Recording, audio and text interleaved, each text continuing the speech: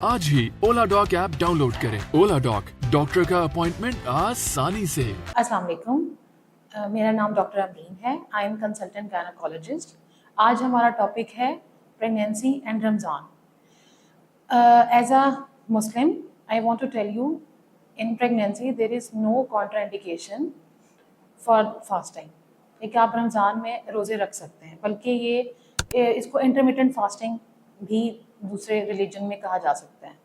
Intermittent fasting या दूसरा रमज़ान के रोज़े ये बिल्कुल भी मना नहीं है। हाँ, जिन प्रेग्नेंट लेडीज़ को ज़्यादा कॉम्प्लिकेशन है वो इसको रोक सकती हैं, अदरवाइज दिस इज़ गुड। अच्छा, सबसे पहले हमसे लोग ये पूछते हैं कि रमज़ान में आप सहरी में क्या खाएं, इफ्तारी में क्या खाएं, आप मेडिसिन को कैसे मैनेज करें। सहरी में सबसे पहले आपको आपकी क्या सबसे ज़्यादा इम्पॉर्टेंट चीज़ है, hydration is most important thing. अपने आप को हाइड्रेट रखें। सहरी में कोशिश करें पानी, लस्सी, फ्रेश जूस या जो भी चीज़ आप रखना चाहते हैं वो रखें। साथ दही का इस्तेमाल करें। पराठा या ऑयली चीज़, कोई भी तली हुई चीज़ से परहेज़ करें और मील प्रॉपर मील लें। थोड़ा सैलेड अगर ले सकते हैं तो साथ लें, ठीक है।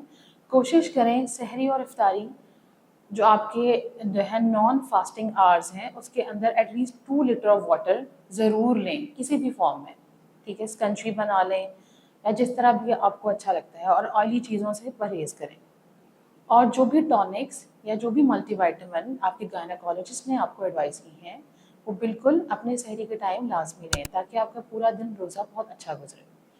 और इफ्तारी के टाइम आप कोशिश करें अगेन अपना एक प्रिपेयर कर लें, अपनी एक पोर्शन प्लेट, उसमें आप ऑयली चीज़ों को अगेन परहेज़ करें। अपना एक ग्लास ऑफ वाटर, लस्सी या जो भी नॉन शुगर कोई ड्रिंक आप वो प्रिपेयर कर लें अपने पास। और साथ आप अपनी प्लेट में ज़रूर खजूर रखें, 2 डेट्स होनी चाहिए। और इसके साथ आपके पास अगर आप दही भल्ले और फ्रूट चाट इसका स्मॉल पोर्शन हो आप वो बनाएं। और उसके बाद आप कोशिश करें अपना प्रॉपर मील लें। आप फ़ौरन लेना चाहते हैं, हाफ एन आवर बाद लेना चाहते हैं, इट्स अप टू यू। और ऑयली चीज़ों से आप बिल्कुल परहेज़ करें।